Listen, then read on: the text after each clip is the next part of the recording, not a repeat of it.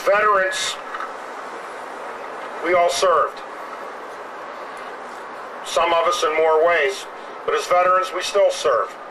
Many of us serve in many ways in our community, in labor organizations and community bodies, running youth baseball leagues. Veterans are a major portion and a major cross-section of this society, and not a group that should be ignored.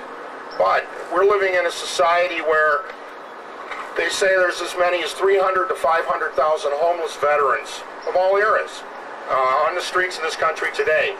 We know that there's a huge number on the streets of Chicago. There was an article in the Tribune today that said that they're building out, they're going to take a Catholic church and rehab it, but they could fill that place to the rafters and they're still not going to be able to deal with the situation. How does this come to be? How does a person go from the unemployment line to the front lines and then back to the unemployment line and virtually become invisible in a society? This happens because of an attitude, and I won't put it on any one administration. The cuts on veterans benefits have been coming down, administration after administration, beginning as far back as the Nixon administration. How can you value your troops? How can you say support the troops in the field? It's easy.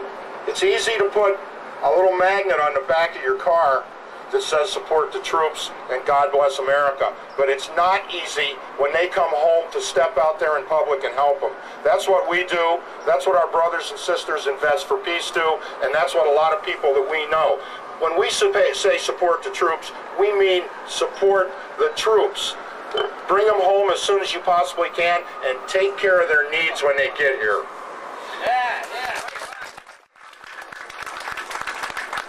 Thanks, Bill.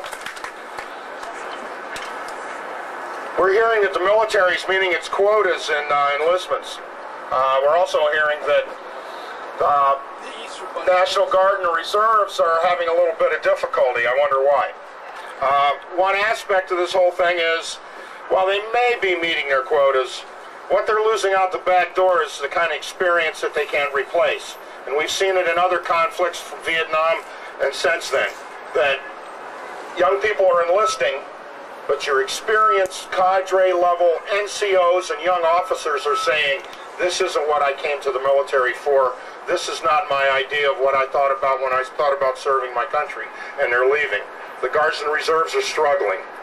How do they deal with this? How do they get more young people? Well, one way they get more young people is inundating our schools with just massive amounts of propaganda, using the No Child Left Behind, what should be called No Billionaire Left Behind concept. They get those kids, they fill their heads with a lot of crap, and they get them to join the military. How do they do this? Well, the schools cooperate sometimes. In Elmhurst, National Guardsmen are running the gym classes. They're filming these young men and women in gym class. They're harassing them. They've taken their normal gym activities and turned them into war games.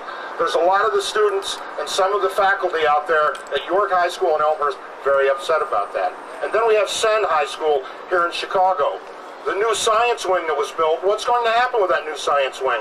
Well, if the school board has its way, the new science wing will inaugurate Senn High School as Senn Naval Academy and make it an ROTC high school.